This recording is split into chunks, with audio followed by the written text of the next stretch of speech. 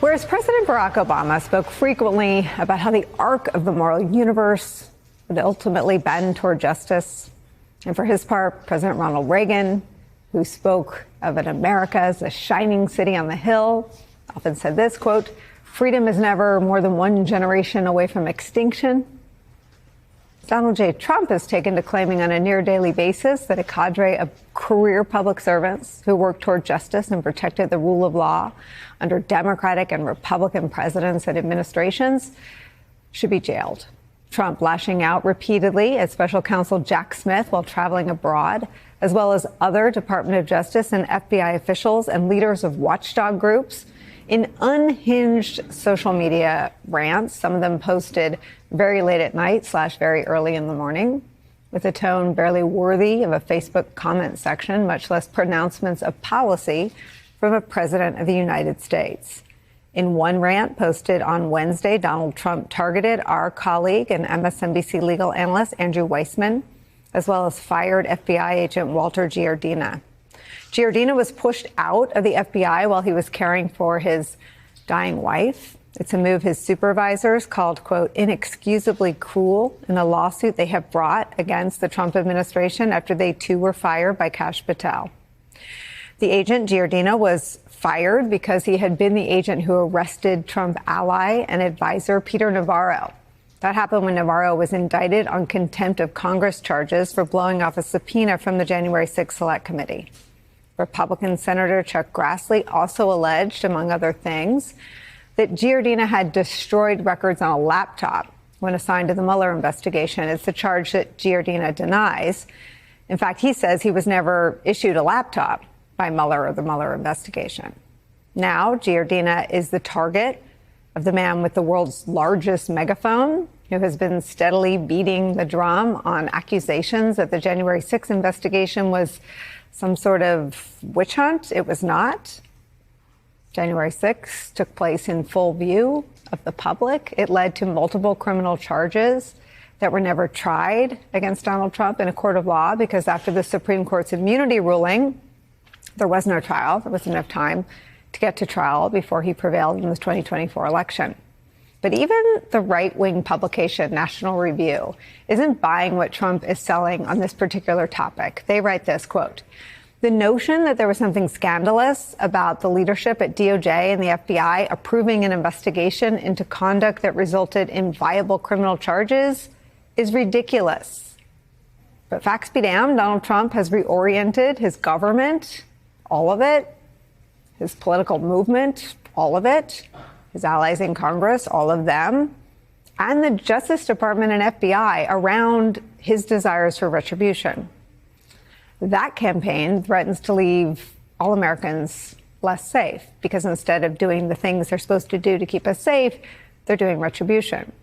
As Carol Leonnig writes today in the New York Times, quote, "A deep and bipartisan bench of justice veterans say the department has reached a frightening tipping point. They warn that grave dangers now loom for all Americans. Without the real Department of Justice we have long taken for granted, public servants predict malevolent actors can freely engage in crimes, knowing they will never face consequences." Since taking office January 20th, Trump and his appointees have driven out or fired combined centuries worth of frontline expertise that will take decades to replace. Seasoned national security prosecutors and agents have sounded the alarm in our interviews. These departures leave us less prepared to stop the next terrorist attack or foreign state spying operation. The Trump administration pursuing Donald Trump's retribution and ticking off his enemies list at the expense of U.S. national security is where we start today with some of our favorite reporters and friends. Former Assistant Special Agent in Charge at the FBI, MSNBC National Security and Intelligence Analyst Michael Feinberg is here. He's also a fellow at Lawfare. Also joining me, New York Times Justice Department reporter Glenn Thrush, and my friend and colleague, MSNBC senior political analyst, contributing host on Pod Save America, and host of the new podcast, Runaway Country. Alex Wagner is here for the hour. Michael Feinberg, I start with you because you are one of those national security officials who, while we love being able to talk to you about these stories, I think we benefited probably more as a country having you inside the FBI. And I wonder what you make of what now is not a quirk or a bug, but a feature of Trump's presidency, a daily maligning of career FBI and Department of Justice officials? It's morally horrifying, and as a more basic matter, it is not remotely grounded in fact. There is a misconception, whether inadvertent or purposeful, that the president keeps using where he seems to imply that FBI agents choose who to arrest and when to arrest somebody. It's important to remember that every single person associated with Trump's circle who was arrested and indicted during the first term or during the Biden term was done so by a grand jury of their peers. These are not unilateral FBI decisions. These are not DOJ decisions. These are decisions made by the citizenry of our country. So to say that it was an individual agent who brought Peter Navarro down, or that it was solely Jack Smith or Merrick Garland who had Trump indicted, is to elude the truth, which is that the defendants' own communities are the ones who decided to charge them. And what does it say to the people left inside the FBI that this campaign of retribution continues long after people are fired, long after careers that I think most of you think you'll have for as long as you're interested in public service are abruptly ended by Donald Trump, that the abuse doesn't end? And he's rolling out names from 2017 that he attacked frequently that probably aren't known to a broader general public, but are characters in some of the right-wing conspiracy theories that have festered for years. And these are people that have been out of the Bureau and out of the department for years now.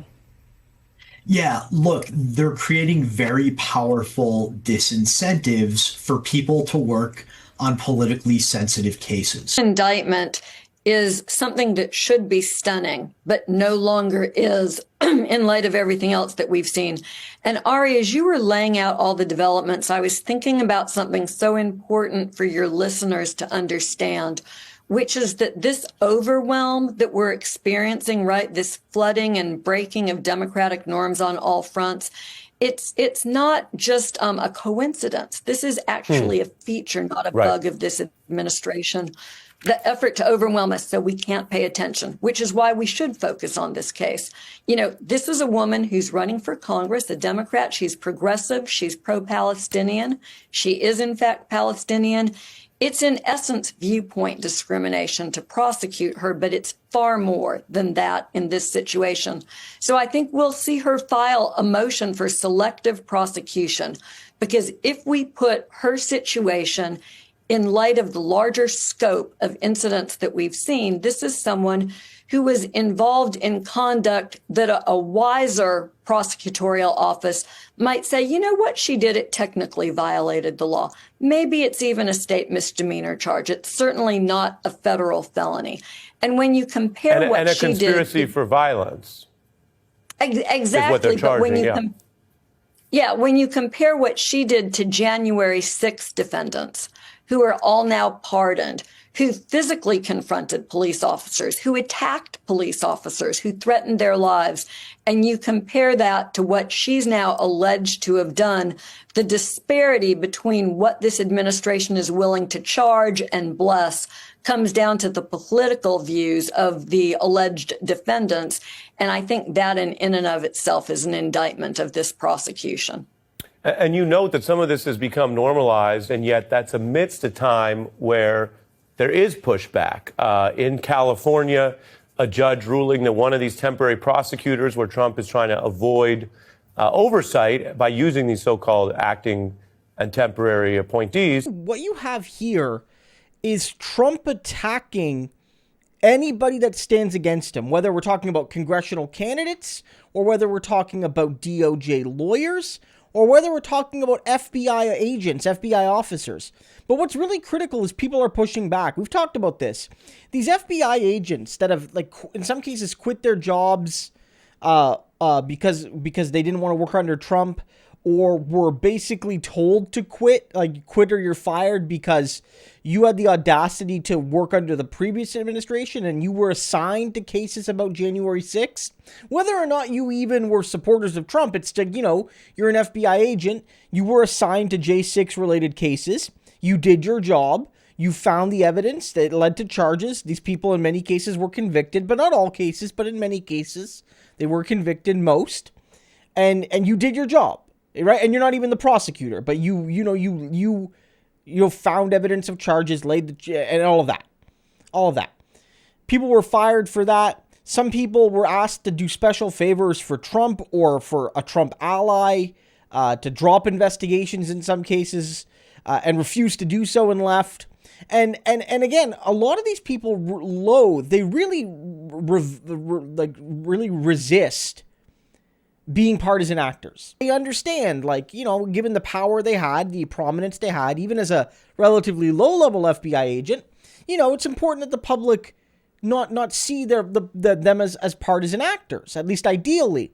And so for them to come out and speak out against Trump, well, it's them realizing that they have to take a stand. They have a responsibility, a duty. This is not a time for silence. Mandela said, and Martin Luther King said, and many civil rights activists have said, if you stand silent, if you stand neutral in situations like this, you're with the bad guys. And more FBI agents and DOJ lawyers are seeing that. But also, it's just Trump's attacking them collectively and individually, saying these lawyers, these cops, these whatever are corrupt, and I'm going after them. And so, of course, they're going to speak up to defend themselves. And, of course, Jack Smith, less for himself, but more for his colleagues, is going to speak up for them, and rightfully so.